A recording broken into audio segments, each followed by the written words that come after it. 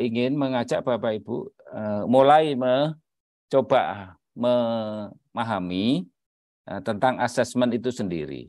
Jadi di kurikulum Merdeka, jadi ada perbedaan yang prinsip tentang asesmen. Nah, bahwa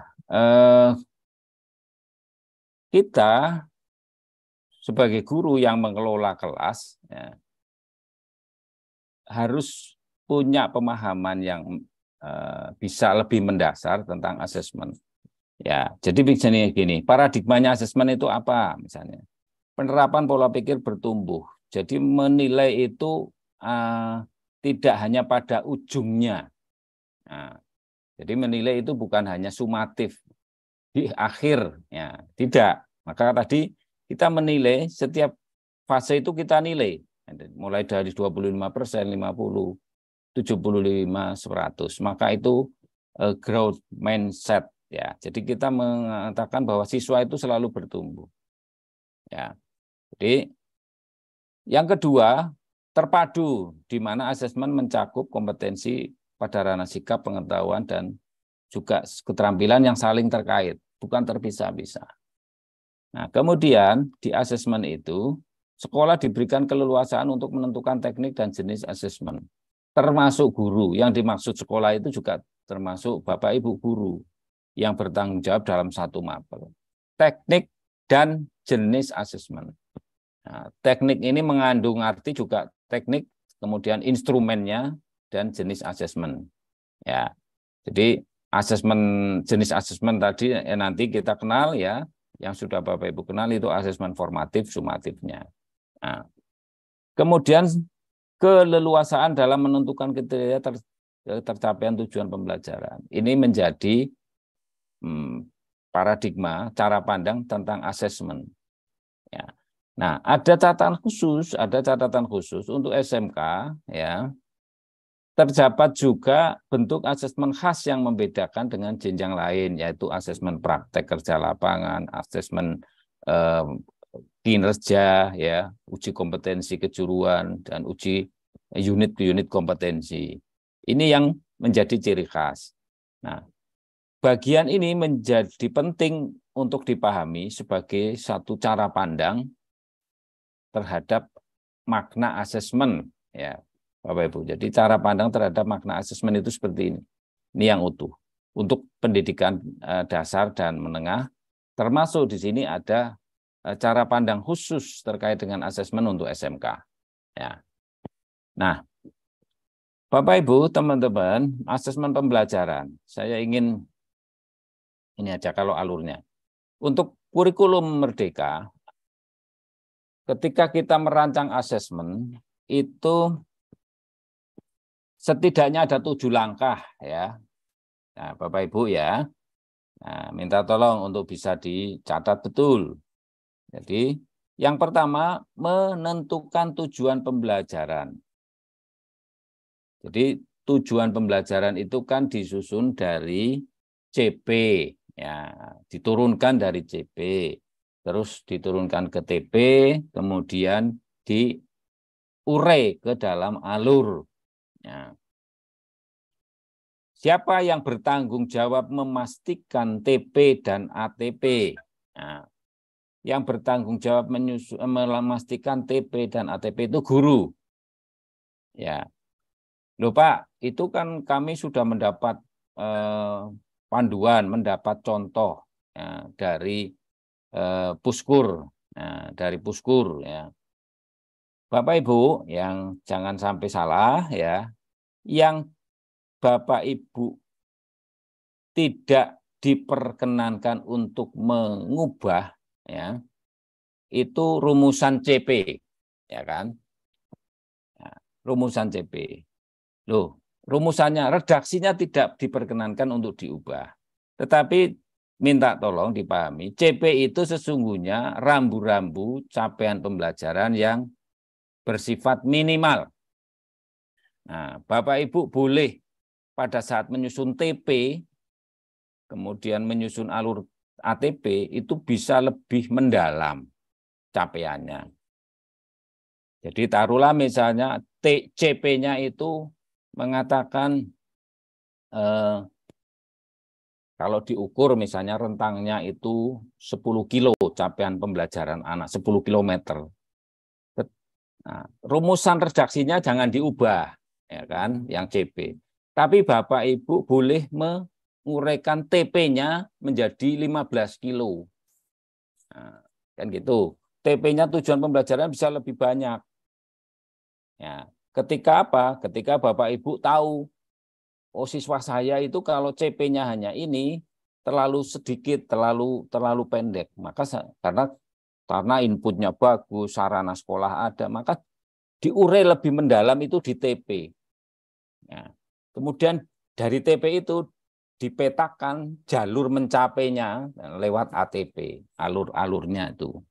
Kan gitu. Jadi menentukan tujuan itu tanggung jawabnya Bapak Ibu guru.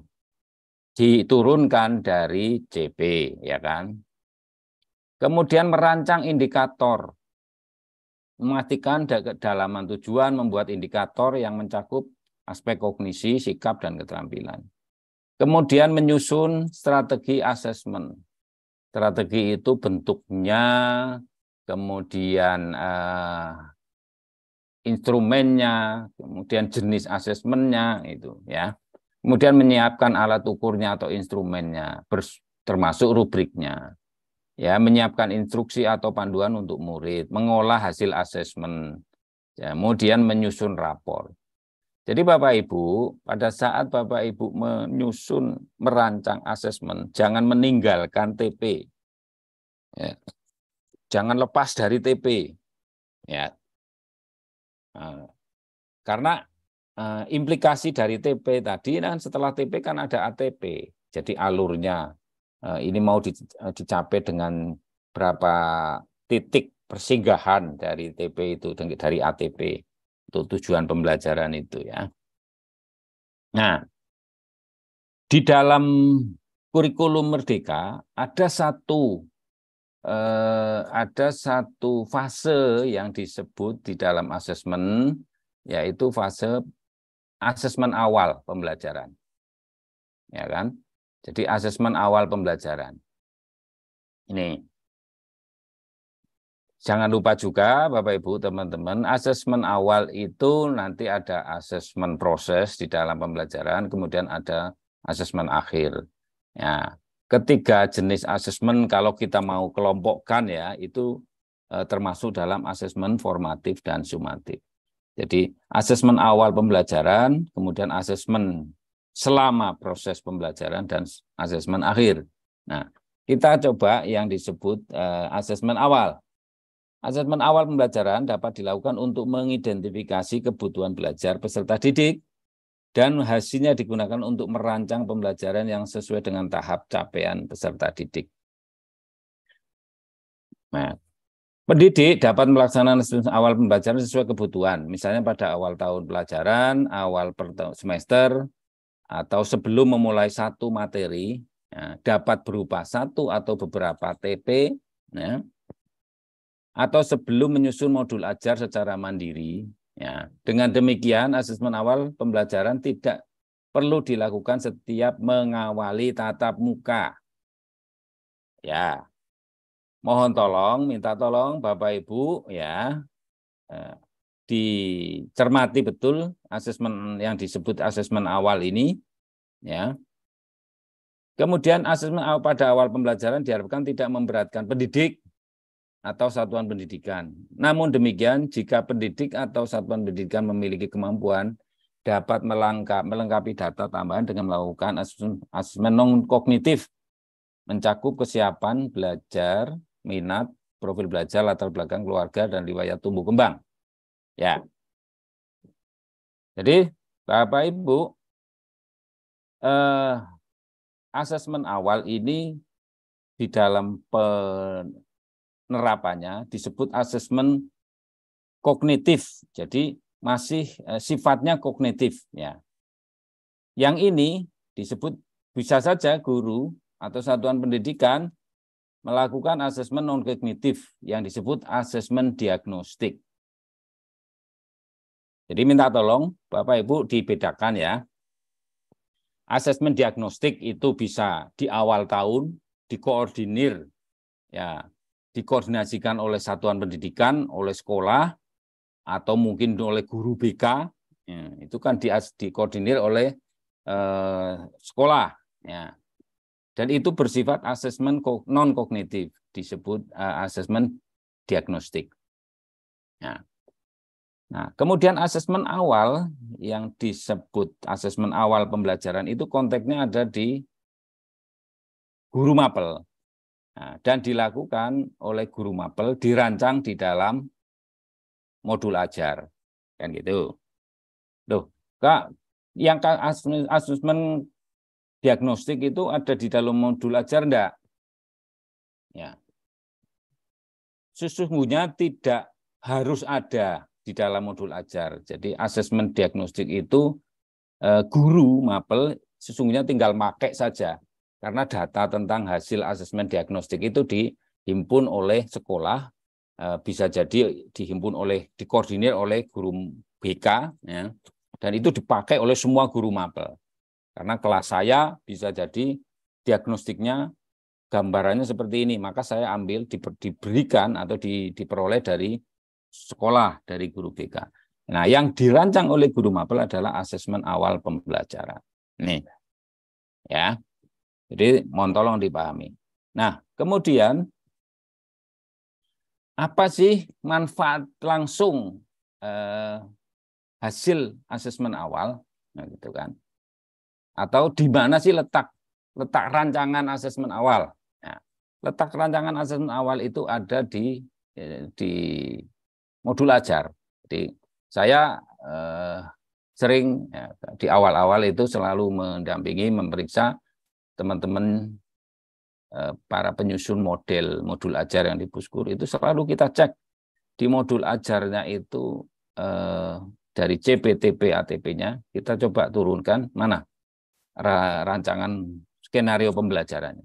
Di situ kelihatan kapan asesmen awal dilakukan atau kapan hasil asesmen diagnostik itu dipakai ya, oleh teman-teman guru.